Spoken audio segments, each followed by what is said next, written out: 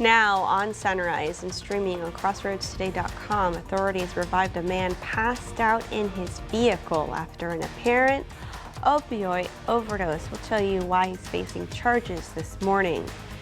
And across the nation, a Cornell University student faced a judge yesterday for anti-Semitic threats he made over the weekend.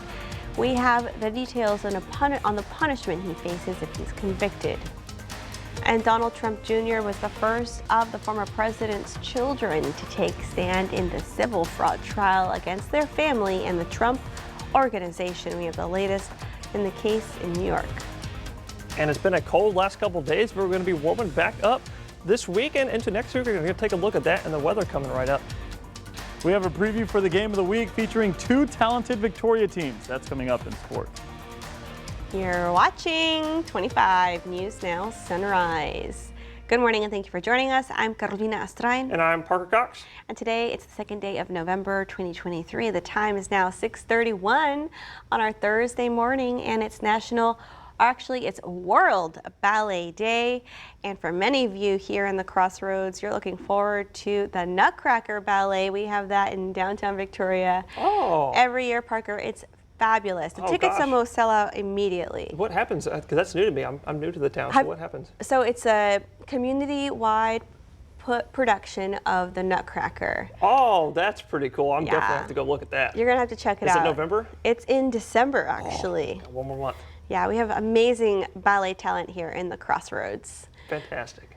So are we going to be dancing around those temperatures today? Well, we're going to be dancing up those temperatures, I guess you might say, Carolina. But starting out the day, we're going to be starting quite cool. Let's take a look at that live look of North Victoria right here. Or like I said, it's quite cool out there. 41 to start out your day here. And the Crossroads, 41 is that temp right now. 38 dew point, though, bringing that humidity to an 89%. So it's not really a dry cold. It's more of a humid cold, which is kind of weird because you usually get dry cold with those cold fronts that come through. Well, look at those temperatures for the rest of the day. Like I said, pretty much all through our area here, we're going to be starting in the upper 30s. I know I said it's like 40, 41 right now, but we're thinking it might drop another degree or so. But we're going to be warming up a little bit today into the 70s today, making a nice day to go outside. Beautiful day to go out there today. But then we're going to be, we're going to drop it into the 50s tonight. So we're out of those 40s and 30s finally, officially. So that's good news for me. I don't like the cold. But then tomorrow we're going to be warming right back up into the upper 70s. And through the weekend, we'll be warming up quite a bit as well. We'll take a look at those temperatures in a little bit because here's what's going on. We got this high pressure that's sitting actually really dominating down here in the southeast coast, right next to Florida and Georgia, Alabama, all over here. And that's actually going to strengthen those southerlies that are coming into our area, into our state. Starting today, that's when we're going to start seeing those southerlies start ramping up. And those southerlies is actually what's going to give us those warmer and more humid conditions out of the Gulf, because you know the Gulf is quite warm with those waters down there right now. Well, just in a few moments, we're going to take a look at what those temperatures are going to warm up to this weekend and next week and the week after that, because it's going to be pretty much staying pretty steady with those temperatures over the next couple of weeks, and that's coming up in just a few moments. Back to you, Carolina. Thank you, Parker. Authorities had to rescue a driver yesterday who was passed out in his vehicle. Authorities say the man's 3-year-old daughter was in the vehicle with him at the time. Police say they had to break the driver's side window just to get to him. Turns out the man was under the influence of opioids. Authorities say they used Narcan to reverse the overdose. The man was giving a sobriety test, which only confirmed he was high on the opioids. The man was arrested for driving while intoxicated with a minor.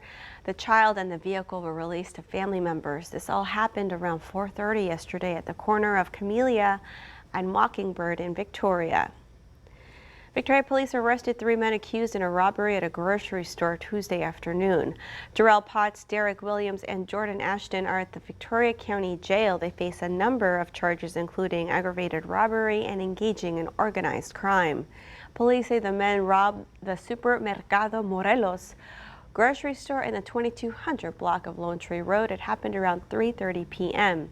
All 3 suspects are from Houston. Ashton and Potts are being held in lieu of a $230,000 bond each. Williams is being held in lieu of a $270,000 bond. A Bay City man turned himself in on Monday as police sought him in connection to a shooting that left another man hospitalized last Thursday. The Bay City Tribune reports Roscoe Moore III was arrested on a charge of aggravated assault with a deadly weapon after a 38-year-old man was shot in the stomach. Moore is in the Matagorda County Jail in lieu of a $50,000 bond. The Fayette County Narcotics K-9 unit seized 23 kilos of cocaine on a traffic stop. An 18-wheeler pulling a flatbed trailer was stopped on Interstate 10 Tuesday afternoon. A search found the trailer's axles were altered to conceal cocaine with a street value of $2.3 million. The driver, Carlos Rabiosa of Monterrey, Mexico, was arrested for felony drug possession. A Cornell University student charged with making anti-Semitic threats on campus appeared in court Wednesday. 21-year-old Patrick Dye was arrested Tuesday after threatening to, quote, shoot up a campus building in an online discussion board Sunday. In another post, Dye threatened to stab or slit the throat of Jewish men or sexually assault or throw off a cliff any Jewish women he encounters on campus. Dye reportedly admitted making the online threats after investigators were able to trace the messages back to his IP address. If convicted, Dye will face a maximum of 5 years in prison and a $250,000 fine. Dye had his preliminary hearing set and will reappear on November 15th. Donald Trump Jr. took the stand Wednesday to testify in the $250 million civil fraud trial in New York. Trump Jr. is a co-defendant in the case brought by New York Attorney General Letitia James, who has accused former President Trump, his company, and 2 of his children of falsely inflating Trump's real estate properties and other assets to land more favorable terms on loans and insurance policies. The family has denied any wrongdoing in connection with the case. Donald Trump Jr. is the first of Trump's children to testify in the trial. Eric Trump is expected to testify today, and Ivanka Trump is scheduled to take the stand Wednesday, November 8th. A ruling from a federal judge could change the way homes are bought and sold. The National Association of Realtors and some other large brokerages were found to have conspired to inflate commissions for home sales. The plaintiffs, a group of more than 260,000 home sellers in Missouri, Kansas, and Illinois, objected to the commissions they were obligated to pay buyers' brokers. The verdict found the NAR, Berkshire-owned Home Services of America and 2 subsidiaries, and Keller Williams liable to pay $1.78 billion in damages. And here are some of the top headlines you can read in the Port Lavaca Wave. A joint project between the TxDOT and Formosa Plastics is underway on FM 1593 with utility adjustments being made.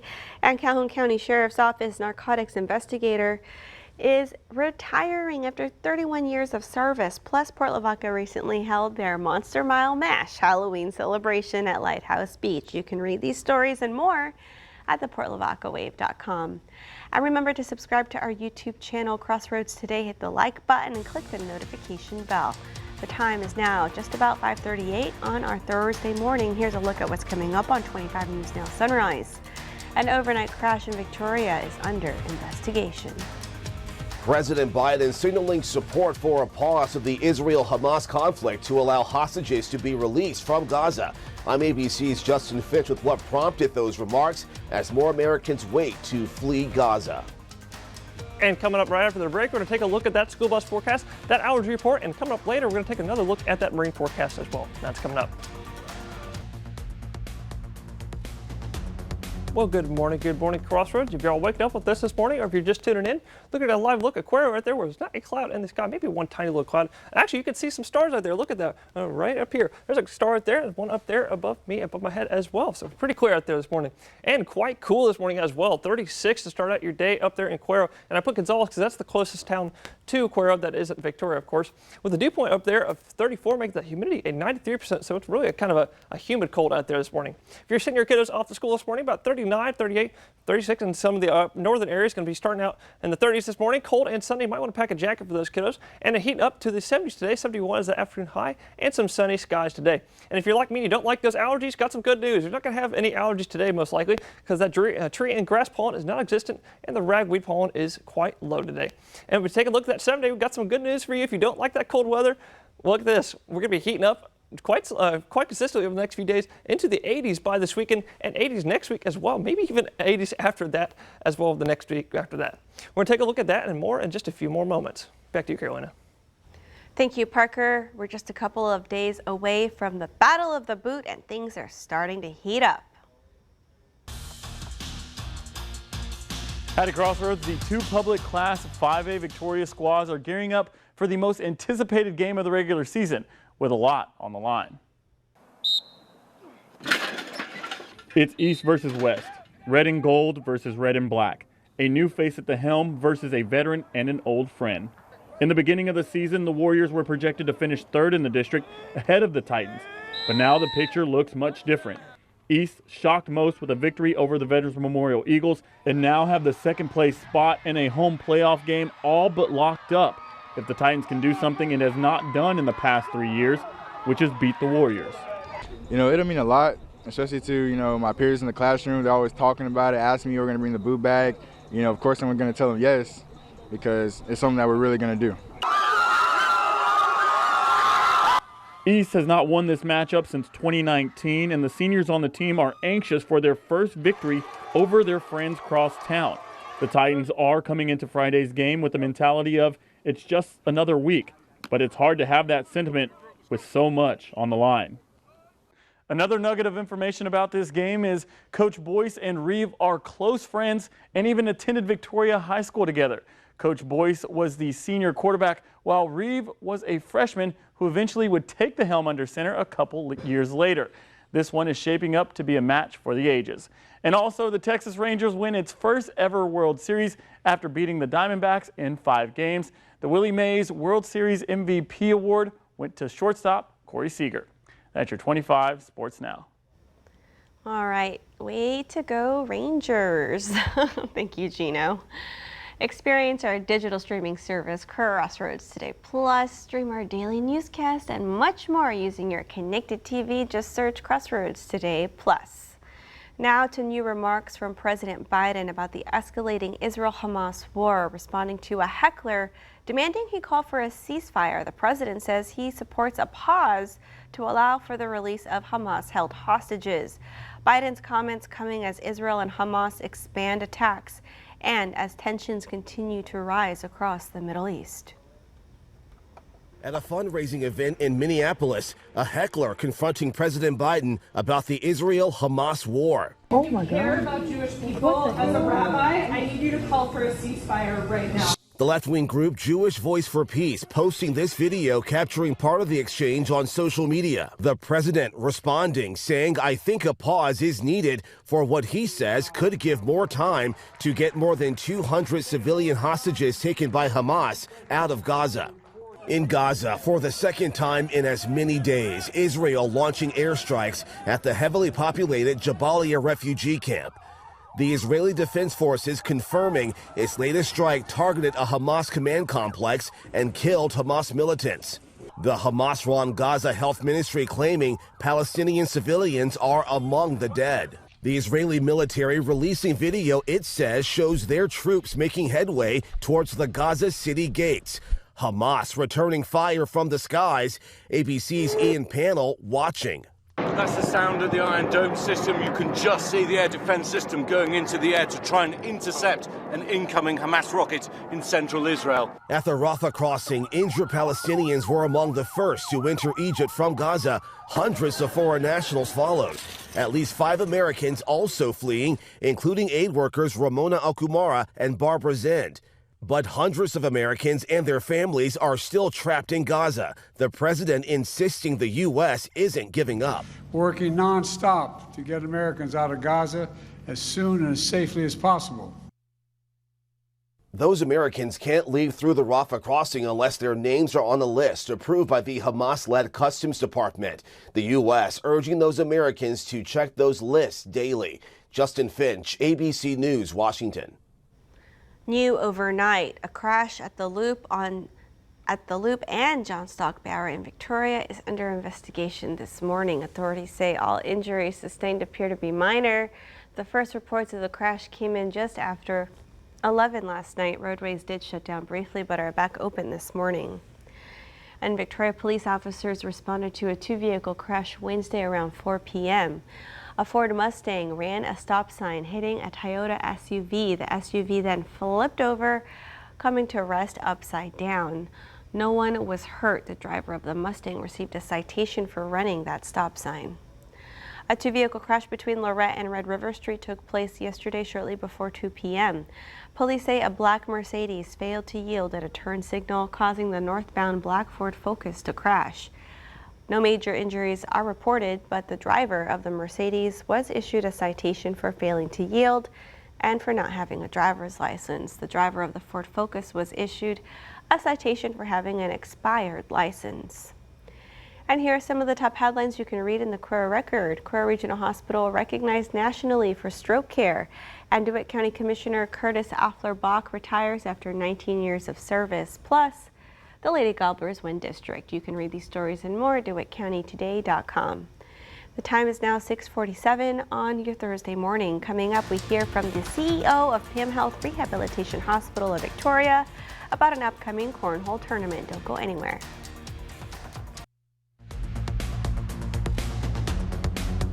Well, good morning. Good morning. Crossroad is quite a cool morning out there this morning. If you're just now waking up or tuning in, we're taking a look at those temperatures for today. We're going to start out here in the upper 30s. That's what we're expecting here in the morning for pretty much a majority of the area, maybe a couple of areas along the coast in the 50s. But they're going to be warming up into the 70s today, making a nice day to go outside and enjoy that beautiful weather. And then tonight we're going to be dropping back into the 50s, and maybe a couple areas up in the north are going to be in just the upper 40s, just after the 40s. But we're pretty much out of those 40s and 30s. Now we're going to be heating back up into the upper 70s tomorrow, making it a fantastic day to go outside and go do something out there. Well, we're going to take a look at what's going on the rest of this week, because if you're like me and you don't like this cold weather we've been having, we've got some good news here. We've got this high pressure that's lining up perfectly with this low. It's going to be strengthening, really intensifying those southerly winds out of the Gulf over the next couple of days, really starting today. And we're going to have a little dry line that's going to form along that low, maybe giving us a shot of some shower, maybe a really tiny shot of some showers on Sunday and Monday. Take a look at that marine forecast, because it's going to be a nice day today to get out and go fishing. 10:45 is that in the evenings, the high tide with the low tide around noontime, 12:28 with those winds north at 10 knots, making those seas and bays slightly chopping about 2 to 3 feet. Well, Carolina, I hear that you have guests. We're going to send it over to you. I'm now joined by the CEO of PAM Health Rehabilitation Hospital of Victoria. It's Mr. Tommy Beyer. Welcome. Thanks for having me. It's always great to see you. And you're here to talk to us about a new tradition that the PAM Health family is ushering in. Yes, so you know, each year we like to get involved to raise a little bit of money for the American Heart Association, their Heart Walk. Our choice for this year is a football-style cornhole tournament. It'll be kind of fun. It's going to have field goals, touchdowns, and safeties as like the sort of weird twist on the rules for the actual cornhole. So at 9 in the morning we'll have the registration, and at 10 o'clock will be the kickoff for the cornhole tournament. Team 1 wins $400 if they're first place. Oh, wow. And Team 2 could win $200. So there's like great prizes there for those guys. It's very competitive. We have some very serious cornhole competitors in our region. I expect there'll be some really experienced guys at this tournament, but I really encourage. It's just really a great cause. So if you've never even thrown bean toss for cornhole, I encourage you to come. It's going to be a great time. Yeah, you get a group together. The registration fee for is it like a group of 4 max? Yeah, so it's going to be teams of 2. Oh, teams of 2. And so the entry fee is $65 just for the actual tournament. If you would like to also be involved in a couple of side tournaments that are going to be going on, it's going to be called Rapid Fire for one of those. And then the other one will be the longest field goal. Both of those will be 50-50, so whatever money is put into that group, those winners win big. You know, it's going to be half of that. And of course, the rest of those funds will all go to the American Heart Association. That's right. That's what this is all about, is raising funds for the American Heart Association, all leading up to the Heart Walk that's going to be happening in February, I believe. I believe so, yes, ma'am. Yeah. Well, great. Well, it sounds like a lot of fun. Yeah. We'll hopefully get some cornhole enthusiasts out there. Looking forward to it. It sounds like a lot of fun. Thank you for making it on Sunrise to share the news, Tommy. Thank you, ma'am. All right. Well, don't go anywhere. News to know before you go.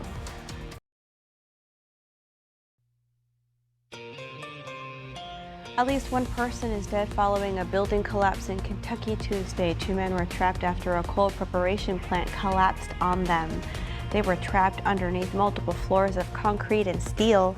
Rescue efforts got underway Tuesday night. Emergency workers were able to locate one of the workers and speak with him, though he has since died.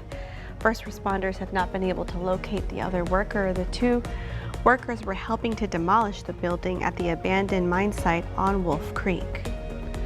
In this Texas constitutional amendment election, Proposition 10 would free certain medical or biomedical property from taxation on that property's value. It would clear equipment used in the manufacturing of medical or biomedical products or the products themselves from taxation on that property's value.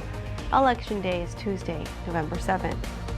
Early voting in Victoria for the November 7th election continued Wednesday. The numbers from the Victoria County Election Administrator look like this. 322 people voted in person early Wednesday. 1,805 people have voted early in Victoria County so far. No mail-in votes were received Wednesday. A total of 379 mail-in votes received so far. You can vote early in Victoria County today and tomorrow from 7 a.m. to 7 p.m. at the Dr. Patty Dotson Public Health Center. That's at 2805 North Navarro. Lavaca County Commissioners lifted the burn ban there Wednesday. Authorities are asking if you choose to burn, continue to use caution and have safeguards in place before you burn. That burn ban put into effect July 23rd. And congrats to Emily Bennett and her pup Luna. Emily submitted Luna dressed as Doggy Parton, and Luna received the most votes in the Halloween pet costume contest. Emily and Luna won a $100 Visa gift card courtesy of Navarro Small Animal Clinic, thanks to everyone who submitted photos. Private schools are ready to expand into smaller communities if Texas adopts the voucher program. Read this story by the Texas Tribune on our website, crossroadstoday.com. And we want to invite you to experience our digital streaming service, Crossroads Today Plus. You can find it on your connected TV through Amazon Fire TV, Roku, Apple TV, and Android TV. Just search Crossroads Today Plus. And now we have time for a final check of our forecast with Parker. Parker. Thanks, Carolina. If you're waking up this morning or just tuning in right now, it's quite cold out there. We actually never broke into the 30s, surprisingly. We were expecting 30s this morning, but right now, 42 degrees, that temperature out there right now. The dew point at 39, making it quite humid, 89%, so it's more like a humid cold than anything else. Well, we're going to take a look at those temperatures for the rest of the day. Well, we thought it was going to be in the 30s, but we're hitting 40 right now.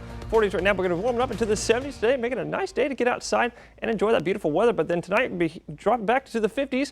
We're out of the 40s and 30s, thankfully, so we're not going to see that anymore. But then tomorrow, we're going to be warming up to the upper 70s, making it a beautiful day to get out there and enjoy that weather. We're going to take a look at what's going on the rest of this week. We got this high that's lining up perfectly with that low. It's going to give us that southerly flow, heating us up over the next few days into the weekend and next weekend. So we take a look at that 7-day. We're going to slowly be heating up into the 80s this weekend and 80s next week and maybe even 80s the week after that. We're going to take a look at that more and a little bit later. All right, Parker, thank you so much for that forecast. We're excited for temperatures to thaw all of us after a little bit of a frosty week. Right, we're so tired of that cold weather. And as a reminder, it is National Men Make Dinner Day. Pro tip, take that protein out to let it thaw. And have a wonderful rest of your Thursday. Remember to subscribe to our YouTube channel, Crossroads Today. And you can join James, Don, Matt, Karina for 25 News Now at 5, 6, and 10.